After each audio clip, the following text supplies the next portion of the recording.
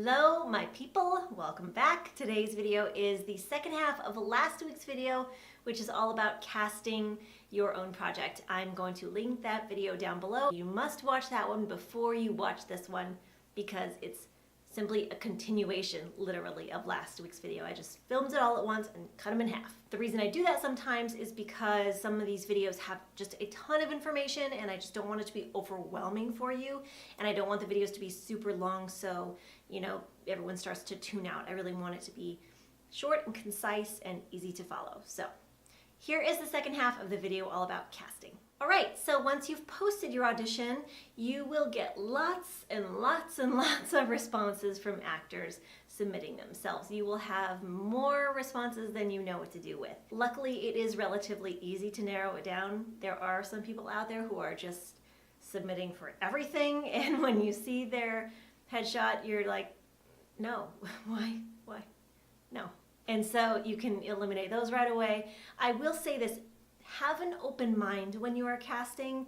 Like if you've written a part with a brunette in mind, but you see a blonde actor, don't let little things like that deter you from seeing somebody because they might just change your mind, you know what I mean? Even age is something that, unless it's really specific to the character, like they're in college or something, if you're picturing a security guard being in his 60s and someone in their late 30s submits, be open to it. You know, the right actor could really change your mind. Whatever site you have chosen to post your audition on, whether it's Breakdown Express, which is the one I suggest, or any other one, they're all going to have different instructions on how to narrow down your options and how to contact those actors.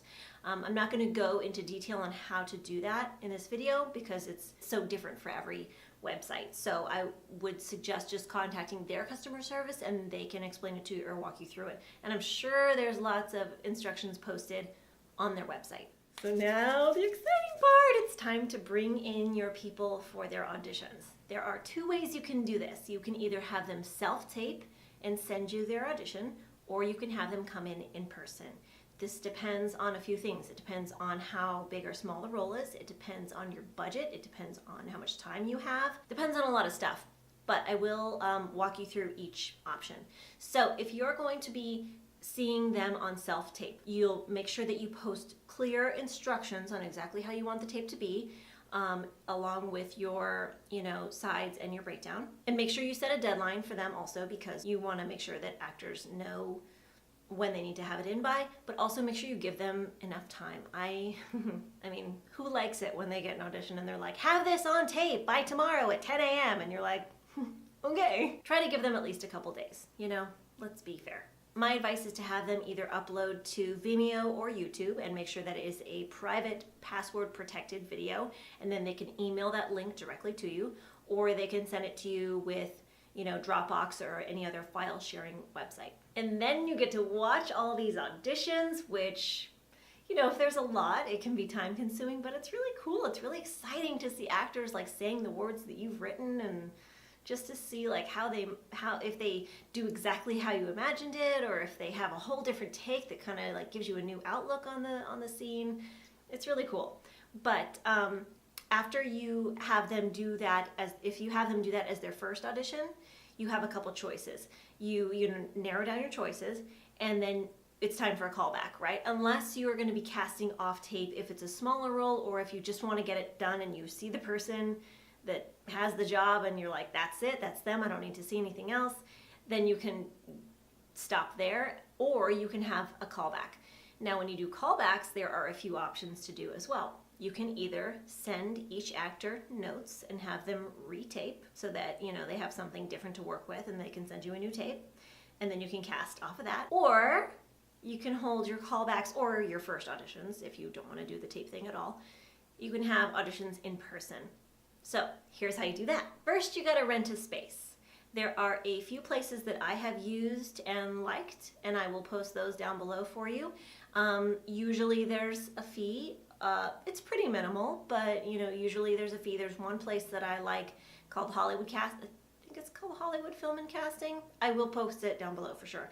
But that one, there was no charge for me to use, but they did want emails of everyone auditioning. So, you kind of have to decide what you're willing to work with and, what your budget is. But if you don't want to spend any money, then try to see if maybe your acting class studio or somewhere like that has some space that you can use for no charge. Do not do not hold your auditions in a house or an apartment or a hotel. Sometimes like celebrities will meet directors at lunch or at a hotel, but you're not going to be doing that. You're going to be having a professional place that actors can go. Otherwise, it's just not good for anybody, and you're going to get a lot of actors that just won't go. Because for me, if I was submitting myself for a smaller project and it was in a hotel or at someone's house, I would not go. Just make sure that you have a nice professional space to have your auditions in. And a lot of these places, like Hollywood Film and Casting, I think it's called, these places do have individual rooms where people have a lobby and the actors can sign in. They have usually a lighting set up for you, and it's really convenient. Of course, you have to have your own memory stick. Sometimes actually they have it all digitally for you, so you don't have to bring anything, but make sure to check out a few different options and see what's going to work best for you. On the actual day of casting, make sure that you arrive early so that you can set up the room and get your stuff all nice and settled so that you can start on time.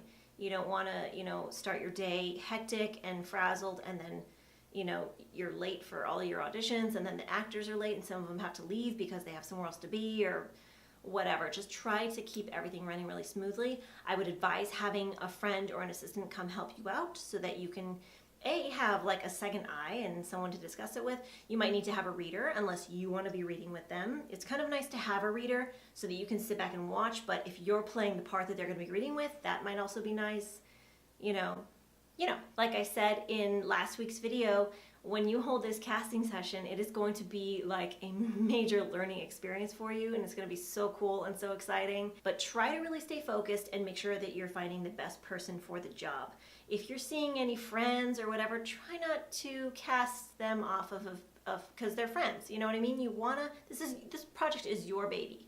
So make sure that you are finding the person who is going to help make it the best that it can be.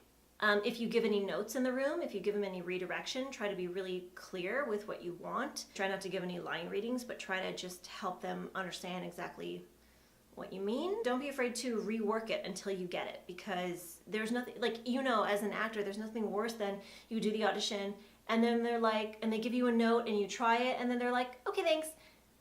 And you're like, was that it? It's good for both you and the actor to make sure that everybody clearly understands what the want is for that scene, what you want out of them for that audition.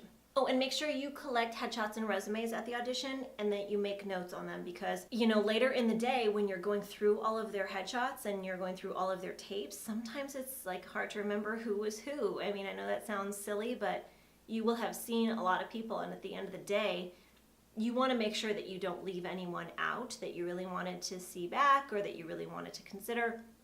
So make sure you're keeping notes. And then it's time to make a decision, and then you offer them the job. This is usually done by phone call, not really over email, over phone call.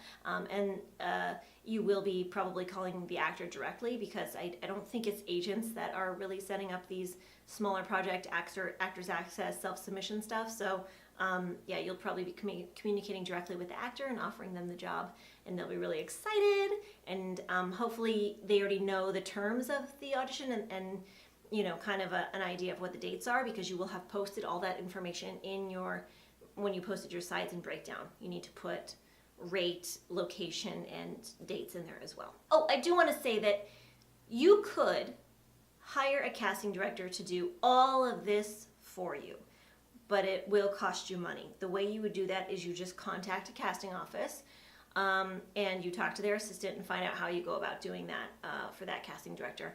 But yeah, it's going to cost you some money, and you'll probably get some bigger name actors that way. But for me, I liked holding the auditions and getting to see these actors firsthand. And this entire series of videos is all about creating your own project and doing it all yourself. So there you go. Okay, you guys, that is it for today's video. Next week is the Q&A video that some of you have been submitting questions for. So I'm super excited to post that one. And I'll see you guys then. Bye.